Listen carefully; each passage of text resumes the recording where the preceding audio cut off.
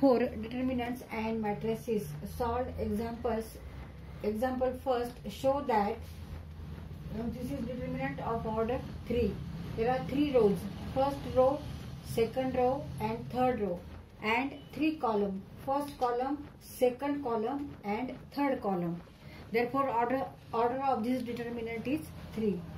तर इथं आपल्याला काय शो करायचंय, काय प्रूव्ह करायचंय, value of this determinant equal to 0 हे आपल्याला प्रूव्ह करायचंय.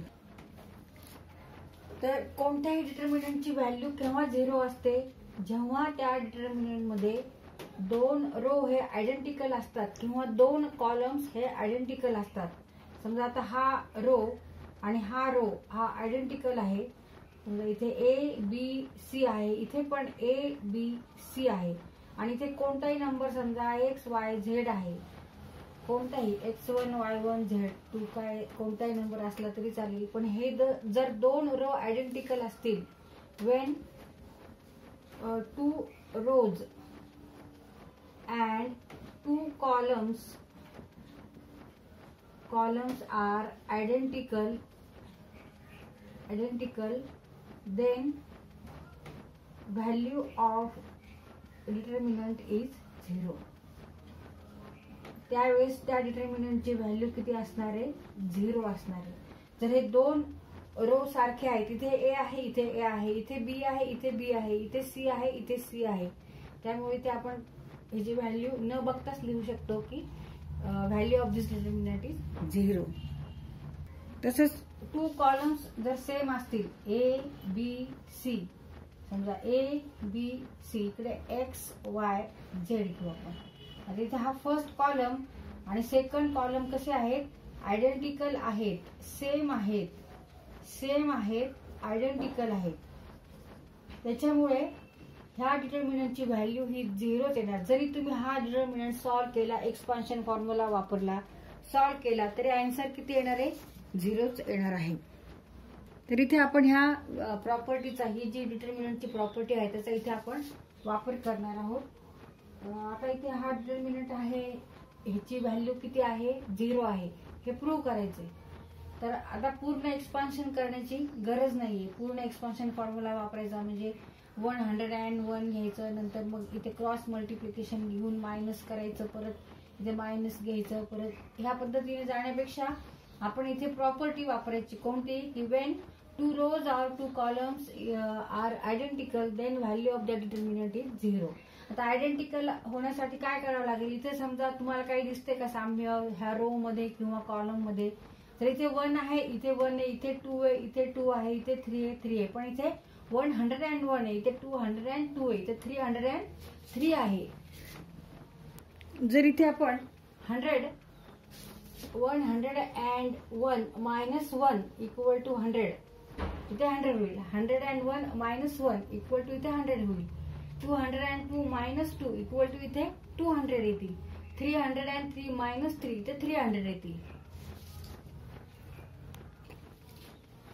इथे आपलं ऑपरेशन कोणतं असणार आहे, R1 minus R2, R1 change to R1 minus R2.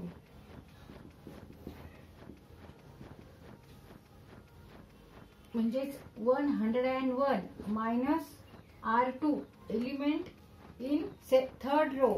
R3 means what, third row. R1 means first row. First row मधले एलिमेंट, फर्स्ट रो, आणि इथे हे सेकंड रो मधला एलिमेंट. आणि हे काय आहे, हे सबट्रॅक्शन आहे, सबट्रॅक्शनचं हे साइन आहे.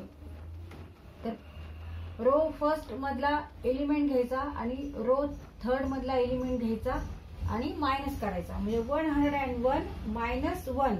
आणि तो कुठे लिहायचा आहे आपल्याला, फर्स्ट रोलाच लिहायचा आहे. कुठे लिहायचा आहे, फर्स्ट रोला लिहायचा आहे. First row 1 change to R1 minus R3, म्हणजे 101 मायनस 1.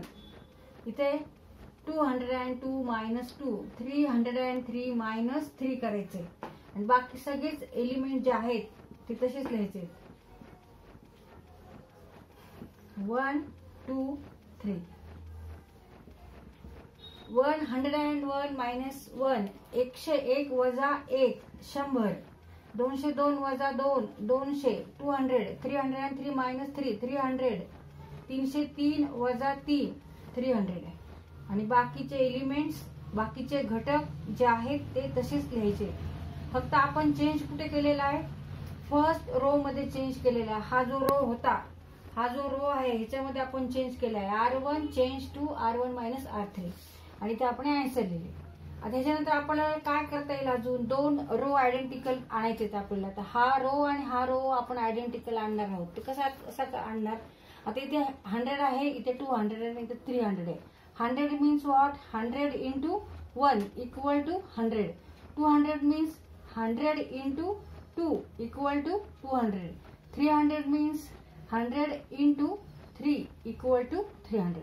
म्हणजे इथे 100 100 100 हे तिन्ही एलिमेंट्स मध्ये 100 आहे. म्हणजे आपण हे कॉमन घेऊ शकतो. आता मग take 100 common and write inside remaining 1 2 3. 100 into 1 100 and now write remaining elements as it is. आता इथे बघा, हा जो डिटर्मिनंट तयार झालेला आहे, ह्या डिटर्मिनंट मध्ये हा रो आणि हा रो कसा आहे, आयडेंटिकल आहे, सेम आहे. एलिमेंट्स हे करस्पॉन्डिंग एलिमेंट्स जे आहेत ते सेम आहेत. इथे 1 आहे तर इथे सुद्धा फर्स्ट कॉलम फर्स्ट रोला 1 एलिमेंट आहे. सेकंड कॉलम फर्स्ट रोला इथे 2 आहे, इथे पण 2 आहे, इथे 3 आहे, इथे पण 3 आहे. Therefore value of this determinant is 0. ही काय प्रॉपर्टी आहे डिटर्मिनंटची, की जेव्हा 2 रो किंवा 2 कॉलम हे सारखे असतात तेव्हा त्यांची व्हॅल्यू 0च येणार आहे. हे सॉल्व्ह जरी केलं आपण तरी 0 होणार आहे. म्हणून 100 इंटू 0 इक्वल टू 0. तर इथे आपल्याला रिझन काय लिहायचं आहे, because R1 equal to R3. हा row first row, R1 means first row and R3 means third row. हे दोन्ही कसे आहेत, सेम आहेत, आयडेंटिकल आहे, सेम आहे, इक्वल आहेत. त्याच्यामुळे value of this determinant is 0. Therefore 100 into 0 equal to 0. 100 इंटू this determinant, here 2 rows are identical, R1 and R2 are same, identical. Therefore value of this determinant is 0. 100 into 0, multiplication of 100 and 0 is 0. इथे आपण हे prove केलं की LHS side equal to RHS side because R1 equal to R3.